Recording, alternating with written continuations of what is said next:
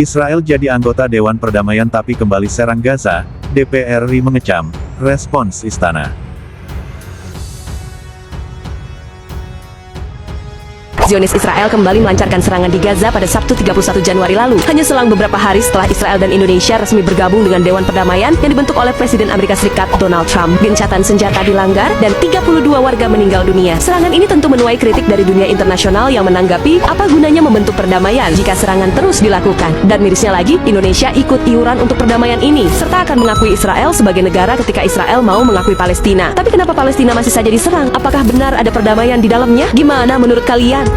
اللهم انصر إخواننا المسلمين في فلسطين اللهم انصر إخواننا المستضعفين في فلسطين اللهم تقبل شهداءهم اللهم التقم دماءهم اللهم اجعلهم من أهل الجنة وارزقهم شهادة اللهم اشرح صدور المسلمين اللهم وحد صفوف المسلمين اللهم ألف بين قلوب المسلمين. Breaking news, Benjamin Netanyahu kembali menegaskan sikap kerasnya. Israel tetap menolak pengakuan dan pembentukan negara Palestina meskipun Tel Aviv kini resmi bergabung dalam board office organisasi yang digagas oleh Donald Trump. Netanyahu menegaskan bahwa ia tidak akan mengizinkan pembangunan kembali Gaza maupun berdirinya negara Palestina selama wilayah Gaza belum sepenuhnya demilitarized. Sikap ini semakin memperjelas realitas pahit bahwa sekuat apapun upaya diplomasi yang ditempuh, baik melalui PBB maupun board office, kemerdekaan Palestina tampak terasa mustahil. Menariknya, jauh sebelum semua ini terjadi, Muhammad Qasim pada mimpinya tahun 2017 telah melihat bahwa Palestina nantinya hanya akan tinggal nama. Kini mimpinya benar-benar menjadi kenyataan. Namun bukan berhenti di situ, mimpinya juga memberikan solusi atas keterpurukan umat Islam saat ini.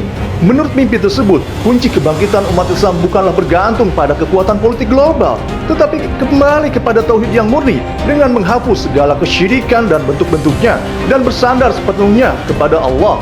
Maka kesimpulannya jelas, bukan PBB, bukan juga board office yang akan menyelamatkan Palestina, namun hanya dengan satu syarat yang sangat mudah, yaitu umat Islam harus memulai untuk menghapuskan segala kesyirikan dan bentuknya. Barulah bukan hanya Palestina yang akan merdeka, tapi umat Islam akan kembali menjadi kekuatan yang dihormati dan disegani di seluruh dunia. Kelas setara dengan asal-asal lain.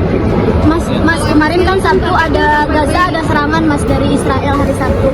Nah itu ada tanggapan dari Pak Presiden terkait dengan BOP juga kan baru disepakati, tapi ada serangan dari Israel, itu gimana Mas? Tanggapan Pak Presiden? Ya tentu kan kita prihatin ya terjadi serangan, tapi bagaimanapun juga kita akan terus berupaya karena itu bagian dari komitmen kita bangsa Indonesia untuk membantu saudara-saudara kita di Gaza dan di Palestina. Apakah dari Pak Presiden ada yang disampaikan ke BOP, ke anggota BOP kan Israel juga bagian dari situ? Ada, tapi kan melalui jalur-jalur tertutup.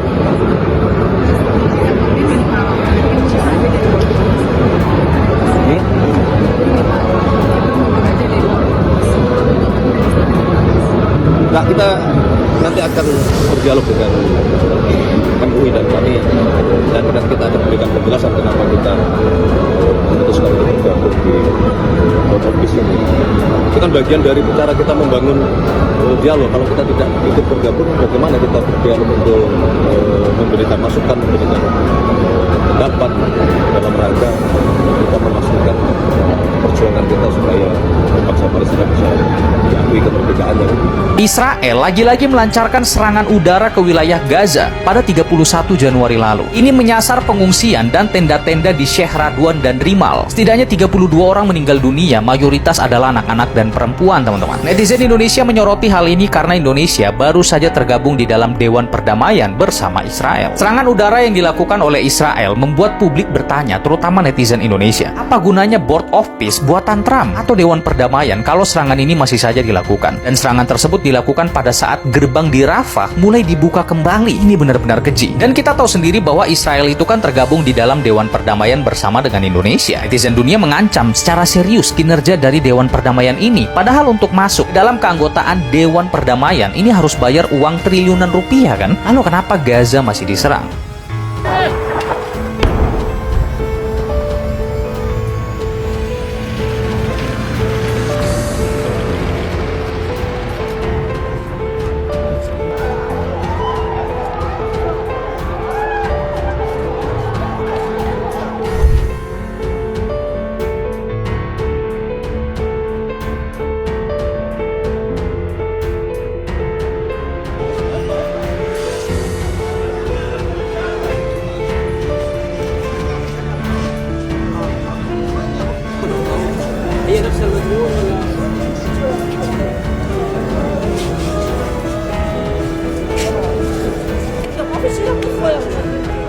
سامحني يا مايدا، انت سامحني يا حبيبي، سامحني يا معاذ، انت معاذ، انت روحي.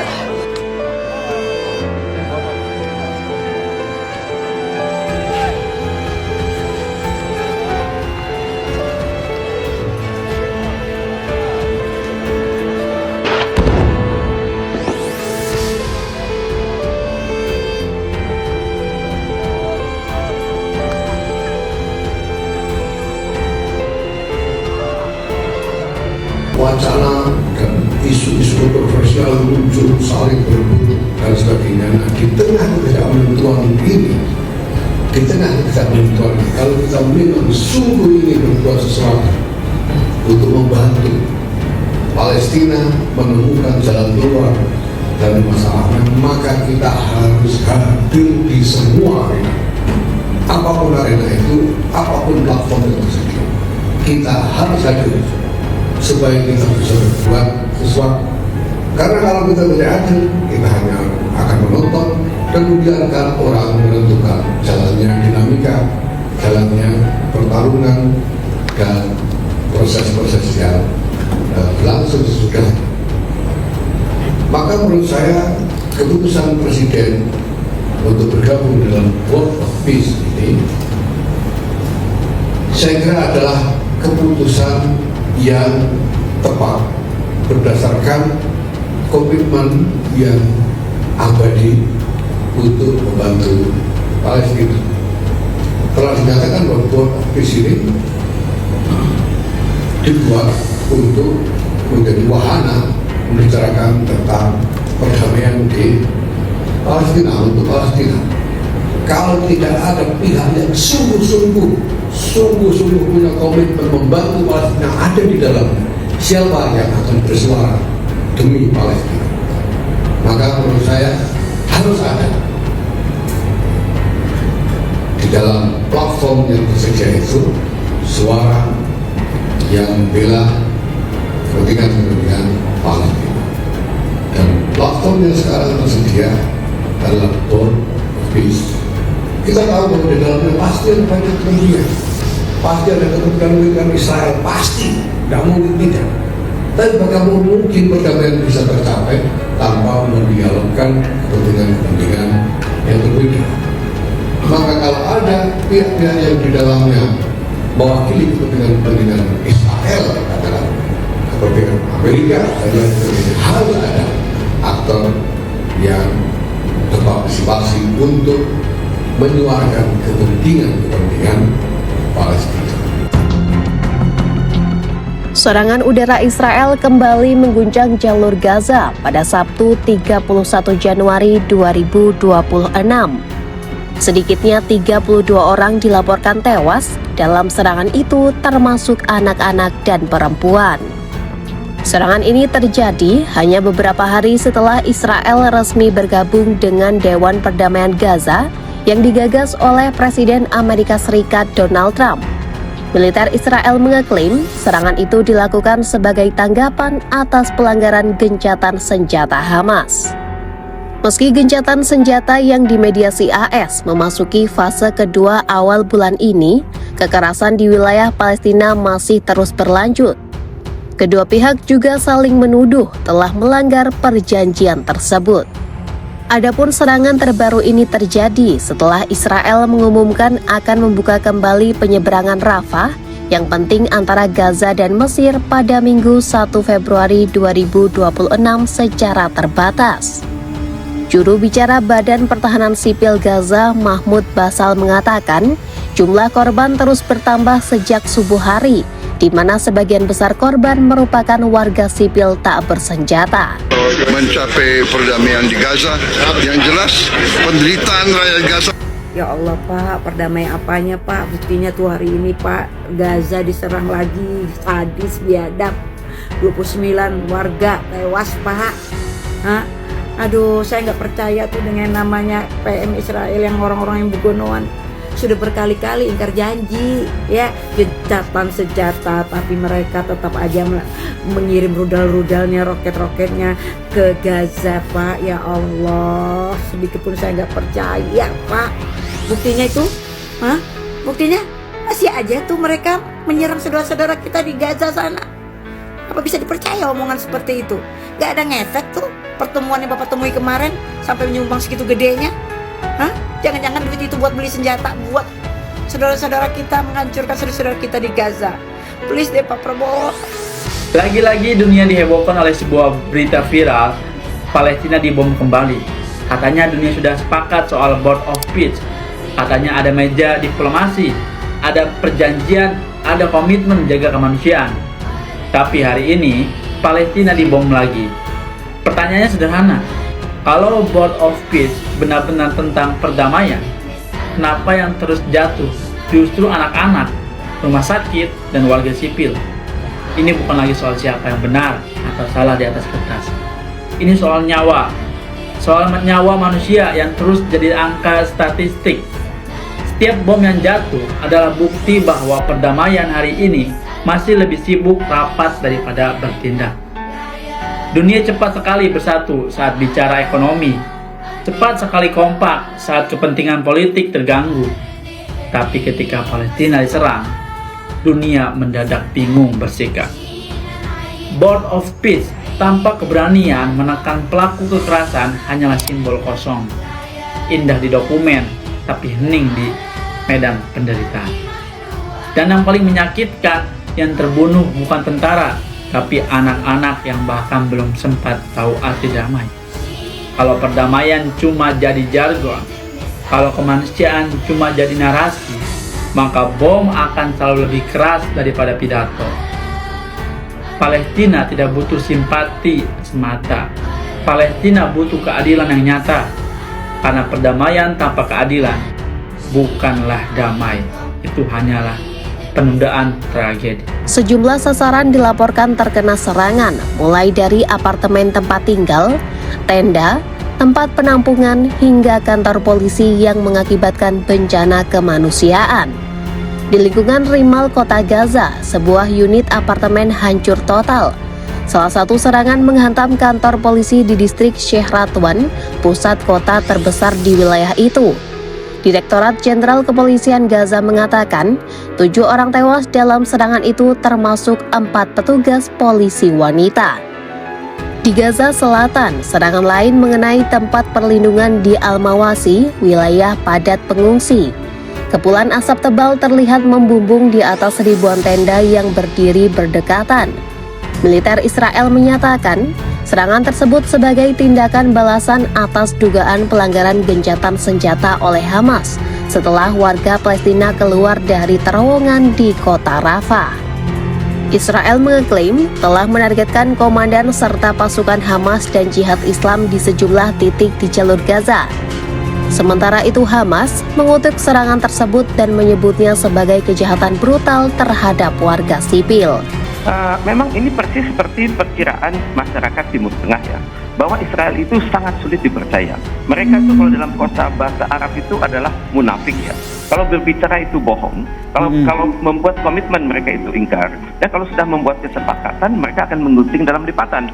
Mandat board of peace itu kan belum jelas, struktur kepemimpinannya belum jelas. Kita hanya tahu Donald Trump di puncak, tapi bagaimana mengimplementasi board of peace itu kan belum pasti. Yang jelas sekarang adalah negara-negara semakin sulit percaya bahwa board of peace ini akan berfungsi dengan baik. Saya nggak habis pikir ya, yang diupayakan oleh presiden yang luar biasa, yang bisa mempengaruhi percaturan dunia, masih juga dinyinyirin. Tahu nggak bahwa Pak Prabowo itu berhasil membuka sebuah jalan perdamaian menuju kemerdekaan Palestina. Gue nggak habis pikir sama negara-negara yang gabung board of peace. Bahkan saat video ini gue buat aja, rudal Israel masih membunuh warga Gaza. Tapi anggap aja gue ini bodoh, gak ngerti strategi politik ataupun diplomasi tingkat tinggi. Yang ingin gue tanya, gimana caranya Palestina merdeka lewat board of peace kalau pemegang keputusannya aja Amerika? Gimana caranya warga Gaza bisa hidup tenang kalau grand design kota modern yang disebut New Gaza sudah dipresentasikan bahkan sudah dijual sama Amerika? Gimana caranya? Namanya Dewan Perdamaian, tapi pertanyaannya, damai versi siapa? Versi penjajah. Board of peace ini bukan bikin negara, tugasnya atur konflik agar rapi. Lebih tepatnya penjajahan yang diatur. Ibaratnya rumah lo dirampok, yang datang bukan polisi tapi panitia ketertiban maling, dan malingnya ikut diskusi, kan gila. Palestina udah habis kesabaran di PBB dan sekarang kalian nyuruh Palestina sabar lagi lewat board of peace. Kayaknya emang kalian yang gila. Gini, aktor utamanya tetap sama, Amerika. Di PBB pemegang hak veto, di BO pemegang keputusan utama. Tiba-tiba datang bang seorang pahlawan, aku punya strategi tingkat tinggi yang akan membebaskan Palestina dengan cara diplomasi. Ngomongnya di bawah ketiak Amerika dan dengan utang negara yang menggunung. Itu artinya lu juga masih terjajah, kocak. Nah, kabar terakhir kita juga sudah dengar ya, ini keluar dari statementnya Menlu sendiri, Indonesia itu akan menyetor setara dengan 1 miliar dolar atau 17 triliun rupiah. Wow. Yang kalau dikonversi ke pembangunan sekolah dan rumah sakit itu menjadi 300 sekolah dan 25 rumah sakit. Gitu. Nah, tapi kalau kita lihat juga sebelumnya Presiden Prabowo itu juga bilang akan mengirim pasukan ke Gaza sebanyak 200 orang. Dan informasi yang kita dapat per hari ini gitu ya, Kang Nil, itu hanya 2 negara yang mau mengirim prajurit atau pasukan ke Gaza. Yang lain masih berpikir ulang untuk mengirim. Tapi kalau kita lihat lagi di diskusi internasional, sebetulnya Dewan Perdamaian ala Trump ini kekhawatiran dunia internasional yang kontra dengan Board of Peace itu, ini hanya akan menjadi bisnis real estate-nya Amerika. Betul. Dan kalau Menlu, Menteri Luar Negeri Sudiono mengatakan nih bahwa 1 miliar dolar itu akan dipakai untuk rekonstruksi Gaza. Padahal kalau kita juga membaca tuh, kayak kita cek juga dong ke piagam Dewan Perdamaian, piagam pembentukan Dewan Perdamaian itu. Di situ bahkan tidak disebutkan sama sekali bahwa iuran, sumbangan fee atau apapun lah ya namanya itu dipakai untuk rekonstruksi Gaza. Ya kan, yang jelas di situ adalah membayar iuran untuk keanggotaan. Betul. Jadi kalau membayar itu menjadi anggota permanen. Kira-kira gitu ya piagamnya itu. Jadi gue kira ini pemerintah lewat Kementerian Luar Negeri mesti transparan juga dong menjelaskan karena ini uangnya nggak sedikit sih, seperti yang lu bilang 300 sekolah bos, sama 25 rumah sakit. Bayangkan kalau itu dipakai di dalam negeri untuk membangun segala fasilitas publik itu. Syarat mutlak untuk memiliki Indonesia merdeka buat selama-lamanya ialah lenyapnya, hancur leburnya imperialisme Inggris, Amerika, Belanda dari benua Asia. Selama kemerdekaan bangsa Palestina belum diserahkan kepada orang-orang Palestina, maka selama itulah bangsa Indonesia berdiri menantang penjajahan Israel. Kolonialisme belum mati, hanya berubah bentuknya. Neokolonialisme itu ada di berbagai penjuru bumi, seperti Vietnam, Palestina, Aljazair, dan seterusnya. Kita juga harus mengakui dan menjamin hak Israel untuk berdiri sebagai negara yang berdaulat dan negara yang harus juga diperhatikan dan dijamin keamanannya. Indonesia siap untuk mengakui Israel dan kita siap untuk membuka hubungan diplomatik dengan Israel. We must also recognize, we must also respect, and we must also guarantee the safety and security of Israel. Israel pun harus dijamin keamanannya, baru kita bisa dapat perdamaian. Jejak Bung Karno dan Palestina. Presiden pertama RI, Bung Karno, pernah menyatakan dukungannya akan kemerdekaan bangsa Palestina. Selama kemerdekaan bangsa Palestina belum diserahkan kepada orang-orang Palestina, maka selama itulah bangsa Indonesia berdiri menantang penjajahan Israel. Dilansir dari Harian Kompas, dukungan Bung Karno ditunjukkan saat memulai gagasan tentang Konferensi Asia Afrika pada 1953. Sejak awal, Indonesia dan Pakistan adalah garda terdepan dalam menolak ikut sertanya Israel ke KAA. Karena Israel merupakan negara penjajah, terutama bagi negara-negara Arab. Pada forum KAA tahun 1955, Soekarno juga mengecam keras segala bentuk penjajahan Israel terhadap Palestina. Di tahun 1958, Timnas Indonesia mundur dari putaran final Piala Dunia atas perintah langsung Presiden Soekarno. Karena Indonesia menolak untuk bertanding melawan Israel. Jika bertanding dengan Israel, maka sama saja mengakui keberadaan negara tersebut. Indonesia kembali mendukung Palestina saat menjadi tuan rumah Asian Games 4 pada tahun 1962. Pada saat itu, pemerintah tidak memberikan visa kontingen kepada Israel dengan alasan Indonesia menolak mengakui Israel. Akibatnya, Komite Olimpiade Internasional melakukan skors pada Indonesia hingga waktu yang tidak ditentukan. Bung Karno juga pernah menggunakan jalur diplomasi ke negara-negara Asia Afrika dengan menggalang dana untuk Palestina. Hingga kini, Indonesia tidak mau mengakui kehadiran Israel di tanah Palestina. Hal itu menjadi bukti komitmen pada kedaulatan Palestina dan melawan segala bentuk penjajahan. Sabtu, tanggal 31 Januari tahun 2026, waktu setempat Israel kembali menyerang Gaza. Serangan Israel ke Gaza ini membuat sorotan pada Dewan Perdamaian atau Board of Peace BOP bentukan Presiden Amerika Serikat, Donald Trump menjadi sorotan. Meski Israel menjadi anggota Dewan Perdamaian tetapi tetap melancarkan serangan ke Palestina yang menewaskan ratusan warga sipil. Komisi DPR RI mengecam serangan Israel ke Gaza dan menyoroti keanggotaan Dewan Perdamaian. Diketahui, Indonesia juga menjadi anggota Dewan Perdamaian bentukan Donald Trump ini dan menuai polemik tersendiri di tanah air. Dilansir dari Al Jazeera, sebanyak 31 warga Palestina tewas dalam serangan terbaru Israel. Terdapat 6 anak dan sejumlah petugas kepolisian yang turut menjadi korban serangan Israel. Serangan itu terjadi sehari sebelum penyeberangan perbatasan Rafah dijadwalkan dibuka kembali. Serangan udara Israel itu terjadi di daerah Al-Mawasi Barat Laut Khan Younis. Sebuah tenda yang menampung para pengungsi dibombardir serangan udara Israel. Militer Israel mengklaim serangan tersebut dilakukan sebagai tanggapan atas pelanggaran gencatan senjata Hamas. Adapun serangan itu terjadi tak lama setelah Israel gabung Dewan Perdamaian atau Board of Peace BOP. Dewan Perdamaian digadang-gadang bakal menjadi badan yang mengawasi pelaksanaan rencana perdamaian Gaza.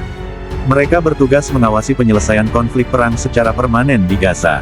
Organisasi ini bertujuan untuk mengamankan perdamaian yang abadi. Namun ironisnya, meski telah bergabung Dewan Perdamaian, Israel justru membombardir Gaza dengan dalih membalas pelanggaran gencatan senjata Hamas. Sorotan Komisi I. Wakil Ketua Komisi I DPR Sukamta mengecam keras Israel yang melakukan serangan udara ke wilayah Gaza, Palestina, pada Sabtu, tanggal 31 Januari tahun 2026. Menurutnya, serangan tersebut menjadi ujian bagi Dewan Perdamaian atau Board of Peace BOP bentukan Presiden Amerika Serikat AS Donald Trump. Pasalnya, salah satu tujuan terbentuknya BOP itu seharusnya untuk menghadirkan perdamaian di Palestina. Ini menjadi ujian nyata bagi BOP, dan secara khusus bagi Trump sebagai inisiatornya. Ketika lembaga internasional selama ini terlihat lumpuh dalam menghadapi kejahatan Israel, keberadaan BOP dianggap oleh sebagian pihak dapat menjadi terobosan untuk menghentikan kekerasan di Palestina, ujar Sukamta dalam keterangannya, dikutip Senin tanggal 2 Februari tahun 2026. Ia mengatakan, semua pihak menunggu langkah nyata Board of Peace dalam menghentikan tindakan kekerasan Israel dan mewujudkan perdamaian di Palestina. Langkah yang paling dinantikan tentu adalah penghentian seluruh tindakan kekerasan Israel terhadap warga sipil serta dibukanya akses bantuan kemanusiaan secara maksimal bagi warga Gaza. Setiap inisiatif atau narasi perdamaian akan kehilangan makna jika tidak mampu mencegah pemboman terhadap pengungsi dan anak-anak, ujar Sukamta. Di samping itu, ia menegaskan bahwa serangan Israel ke Gaza merupakan tragedi kemanusiaan yang melanggar hukum internasional. Serangan Israel tersebut juga melanggar kesepakatan gencatan senjata yang tengah berlangsung. Sejak gencatan senjata diberlakukan pada tanggal 10 Oktober tahun 2025, berulang kali terjadi serangan terhadap warga sipil. Berdasarkan laporan pemerintah Palestina di Gaza, sedikitnya 488 orang tewas dan 1.350 lainnya terluka, ujar Sukamta seperti dikutip Tribun Kaltim.co dari Kompas.com. Sungguh memilukan apa yang terjadi di Gaza, Palestina. Semua norma kemanusiaan dan norma hukum terus dilanggar tanpa ada konsekuensi. Tidak ada penyelidikan atas kejahatan terorganisir yang terus dilakukan oleh Israel, sambungnya. Ia berharap pemerintah Indonesia aktif mendorong institusi internasional untuk melakukan langkah konkret dan terukur dalam menghentikan kekerasan yang dilakukan oleh Israel. Persoalan utama saat ini adalah kegagalan penegakan norma hukum secara konsisten. Selama ini dirasakan ada tebang pilih, dan ketika Israel melakukan berbagai pelanggaran, tidak ada mekanisme yang efektif untuk menghentikannya. Jika kondisi ini terus dibiarkan, hukum humaniter internasional akan kehilangan legitimasinya di mata bangsa Palestina dan dunia, ujar Sukamta. Respons Istana, Menteri Sekretaris Negara Mensesnek Prasetyo Hadi mengatakan, pemerintah Indonesia sangat prihatin atas terjadinya serangan Israel kepada Palestina di wilayah Gaza pada Sabtu, tanggal 31 Januari tahun 2026. Ya, tentu kan kita prihatin ya, masih terjadi serangan, kata Prasetyo saat ditemui di Sentul International Convention Center SICC, Kabupaten Bogor, Jawa Barat, Senin, tanggal 2 Januari tahun 2026. Dikutip Tribun Kaltim.co dari Kompas.com, Prasetyo pun menegaskan Indonesia akan tetap membantu Palestina setelah menjadi anggota Dewan Perdamaian.